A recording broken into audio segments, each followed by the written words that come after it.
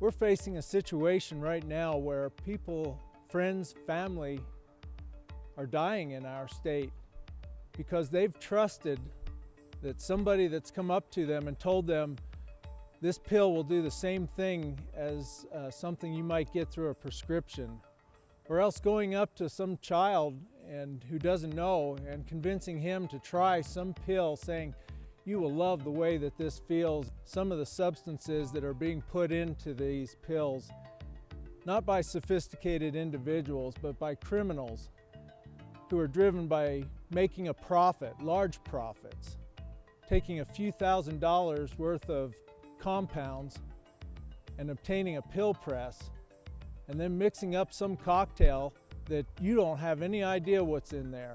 It truly is a crisis situation when you consider the amount of our fellow Utahns who are dying as a result of these overdose deaths and the substances that they're taking.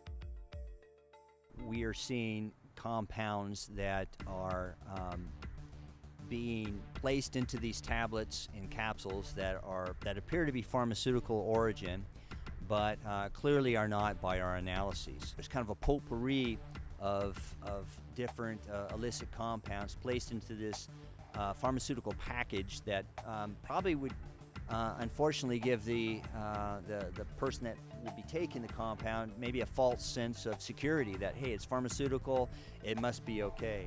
These things are dangerous. There's no good housekeeping seal of approval on any of these compounds. In 2015, 409 Utahns died from an opioid overdose, and this includes both prescription drugs and illicit drugs. This amounts to approximately 34 overdoses per month, 24 of which are generally due to prescription drugs, and 10 of which are due to illicit opioids. So we encourage all Utahns to familiarize themselves with the risk of opioids, both prescription and illicit drugs, to know the signs of an overdose, and to carry naloxone. Naloxone is a life-saving medication that can reverse an opioid overdose. We look at some of the conventional street drugs that have always been around, like cocaine, methamphetamine, heroin. Those are staples. We understand that. They're here. They're not going to go anywhere. The unprecedented area is we now live in a time where we have the, for the lack of a better word, the Baskin-Robbins assortment of designer drugs that are now coming onto the scene. And every day the flavors change, and every day the flavors get more deadly. We have rogue manufacturers and individual single-source manufacturers tableting counterfeit pills.